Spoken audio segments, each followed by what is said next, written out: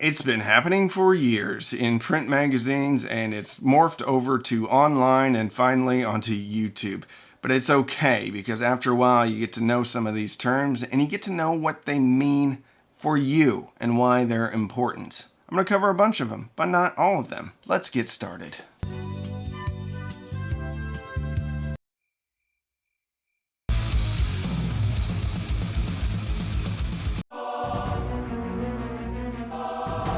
Bright.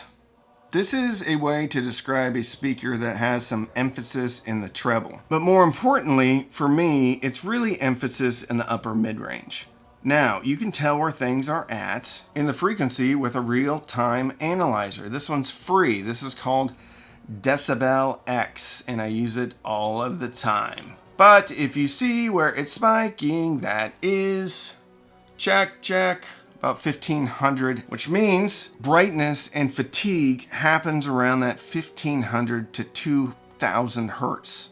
And if there's too much of it, that speaker can become fatiguing, which basically means your ears will start to hurt after a while. You'll hear some pressure on it. So a bright speaker has more energy going on in those upper mid-range areas. I'm warm! Warm, do you hear? Warm! Couple of things going on with a warm speaker. There could be an overemphasis around the 300 hertz, 200 hertz area. All right, so that's 428. But also, if there's a bit of a roll-off on top, maybe it's not really warm because there's not a boost. Maybe there's just a cut in those higher frequencies. An overall lack of detail is what you're going to hear with a warmer speaker. But a warmer speaker can play just about any music well. You're just not going to have a lot of detail on top. So bad recordings sometimes sound good on a warm speaker. A neutral speaker is basically going to have kind of a flat line. Now, music is dynamic in nature, but a neutral speaker for me has a tendency not to have any boosted bass or boosted treble. Quite frankly, a very neutral speaker sounds a bit boring to me. But you may love that depending upon what type of music that you listen to. And in my experience, neutral speakers just kind of sound sterile. But that's okay, because a lot of them can be good sometimes. Sound stage. Now this is something where, let's say you put yourself in front of your speakers, you have them placed properly, and if you have a good recording, you can start to, if you close your eyes, visualize where certain people are at within the band or the performance. So maybe, close your eyes, acoustic guitar is over here on your left. Generally speaking, whoever's singing is going to be right in the middle of the soundstage. If the speakers are in the right place and you're in the right place, you will get soundstage. There's a lot that goes into that with speaker placement, room design, a whole bunch of stuff. But if somebody is saying, oh, the soundstage is spectacular, that basically means where people are being placed in space as far as whoever is performing on that recording. The other term that goes hand in hand with soundstage is imaging. And imaging is where at on the soundstage something is. A track like Tool's Eulogy or Tool's Chocolate Chip Trip will take you through a journey in the soundstage if you have your speakers set up correctly and you're sitting in the right spot. Things will travel from the left speaker to the right speaker and sometimes almost feel like they're wrapping around you, and then they will travel back. So tracks like that are a great way to test your system and just how good your soundstage is, but more importantly, if you're sitting in the right spot. In my opinion, the room and your position has way more to do with soundstage than other things. However, there are speakers that will have a narrow dispersion. Think about a rifle, or a wide dispersion. Think about a shotgun. All of that does play a role in soundstage and imaging. Noise floor. There is a thing called signal to noise ratio. Think of yourself in a room, you're talking with a friend, and you have a fan going on right next to you. If you turn that fan up higher, the fan represents noise. It's more difficult for your friend to hear what you're saying if the fan is cranked up to turbo mode, cranked up to 11. as you move that fan down, or more importantly, just turn the fan off, that noise goes away. Every piece of hi-fi electronics inherently has noise. Most of the stuff, all the good stuff, has a fairly decent signal would be your voice, to noise being the fan, ratio. But there's some products out there that, for whatever reason, have such a low noise floor that you're going to be hearing details. And you're also going to be getting better imaging, better soundstage, because of an ultra low noise floor. The term nasally. Sometimes certain speaker designs, not all of them, but sometimes, may have a nasally sound. I often hear this with horn speakers, so think things like Klipsch, and not all of them, so it depends on what speaker you're listening to. Certain voices will have that characteristic. May not bother you at all. Doesn't bother me at all, and it normally doesn't happen on all tracks. But if you hear this, well, it's a nasally speaker. Dynamic. This one kind of goes hand in hand with another term that I hate, which is musical. But dynamic means that the speaker can handle low things, and then it gets really loud very quickly. So think of a track like Money for Nothing by Dire Straits. Money for Nothing starts out very low and then builds and builds and builds and builds and builds. Now, if you have a dynamic speaker, it can handle those large swings in dynamics. And another way you can kind of test this out is use a track like Beastie Boys, Intergalactic, huge bass bombs. And if you can get a decent volume out of that speaker and is able to handle those bass bombs, that's a dynamic speaker. For me, a lot of neutral speakers don't have a tendency to be super dynamic. Depending upon the frequency response of your speaker, you'll be able to see some big booms on the bottom, where a neutral speaker is going to kind of, even though you're going to have obviously different frequencies, it's going to be flatter. I use the term spicy a lot. And spicy means an overemphasis. A little bit of spice isn't bad. But an overemphasis, right here, on the treble. So watch this. Emphasis. That's happening around 5,600 hertz. So overemphasis is going to be that 4K and higher. And if a speaker has a boost in that area, you're going to hear everything going on at 4K and higher. And a lot of times we can fake ourselves into thinking that this speaker has a lot of clarity. And I'm going to touch on that later. I like a little bit of spice. And let's face it, people of my age, about 50 or older, generally have a little bit of hearing loss in the upper frequencies, 10K and higher. And basically, as you get older, those high frequencies start to kind of come down. That's okay. And it leads me to this point.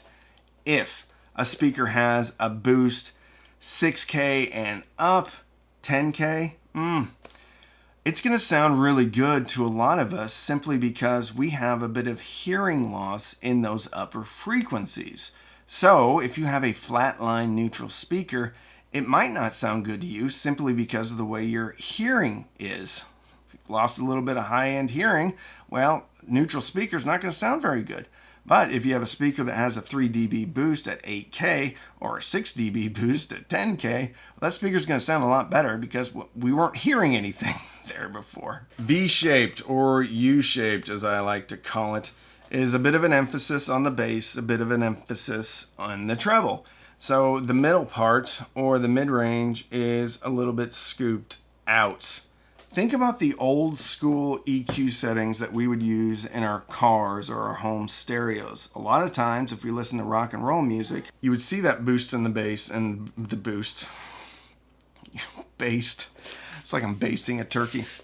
You would see, or you would dial in a boost in the bass, a boost in the treble, and you would leave the mid-range alone. If you have a device that has baked-in EQ settings, hit rock and roll. And usually it's going to be an EQ profile similar to that. So if you hear someone saying this is a V-shaped speaker, it means that the mid-range is a little bit recessed. And for my listening style, I kind of like that. Not too much, but a little bit of a a little bit of a smile, bass, treble. I kind of dig that. Another thing that goes into this is that we all have different ear shape. So we all hear things a little bit differently. We all have a bit of a boost in the mid-range, but that comes back to survival, so we could hear predators coming. But some of us have an even bigger boost in that mid-range. That is me. So I don't love, so I'll put it to you this way. A flat mid-range actually seems like a large mid-range to me, or too loud of a mid-range. That's why certain speakers appeal to different people, because we all have variability in the way that we hear things. Therefore, a lot of the speakers that you like, that's going to depend on what your hearing's like. Clarity. This is my favorite thing about a speaker. Clarity and boost in treble are not the same thing. Clarity is the ability to hear things isolated and hear details amongst that isolation. Now, hopefully, those details sound accurate and organic. A fairly affordable speaker that has all the clarity you'll ever need is going to be anything from Emotiva, because they use an air motion tweeter or a ribbon tweeter. And those things have a tendency to have all the clarity you'll ever want. Electrostatic and ribbon tweeters like Magnepans also are well known for their incredible clarity. You will hear things like breath sounds, ambiance.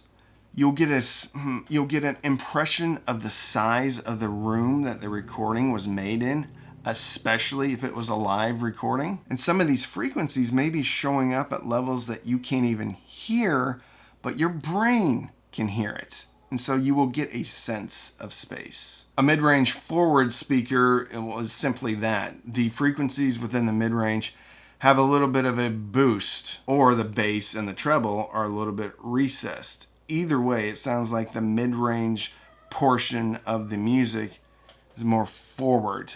And being more forward can actually move things around on the soundstage. God's Gonna Cut You Down, the most recent one by Johnny Cash. When you close your eyes, he seems like he's super forward, maybe 2 feet in front of the band. A good way to test how forward your speakers are is how forward Johnny Cash is. If he's way up here and you can smell his dirty breath, then that means you have a mid-range forward speaker. If he's back a little bit, that means you probably have somewhat of a neutral speaker. But if he's way back, that probably means you have a V-curved speaker. Okay. A rolled off speaker. Now, you can have a bass roll off, or you can have a treble roll off. Either way, it means that, well, you're not hearing as much of it. So, check. So, right up here. If your treble was rolled off, you're going to have a profile that just kind of curves way down. A lot of times people think that a neutral speaker is rolled off on top or on the bottom. And I would agree. Just because it's not my preference doesn't mean it shouldn't be your preference. Breakin. What break-in means is that it takes a while for your speaker to work how it should. And I'm not a big fan of break-in. Or I believe in break-in, I'm just not a big fan that you need to break in your speakers. That's the equivalent of saying when you buy a new car, it's not going to drive very well until you drive it 1,000 miles. And then it's going to drive okay. No. But speakers are mechanical, and a lot of the new like rubber surrounds and stuff like that, they need a little bit of exercise to be able to move freely. And a speaker's not going to sound its best until it's moving as freely as whatever the designer intended it. Some people don't believe in break-in, other people do. I do. Anecdotally, I've heard huge differences in the way a speaker sounds over time, one of which was the ELAC Unify 2.0. That thing needed a ton of break-in before it started to sound dynamic, and sometimes it never gets better. High-pass and low-pass filters. These are terms usually related to bass management. A high-pass filter is going to be blocking the low frequencies.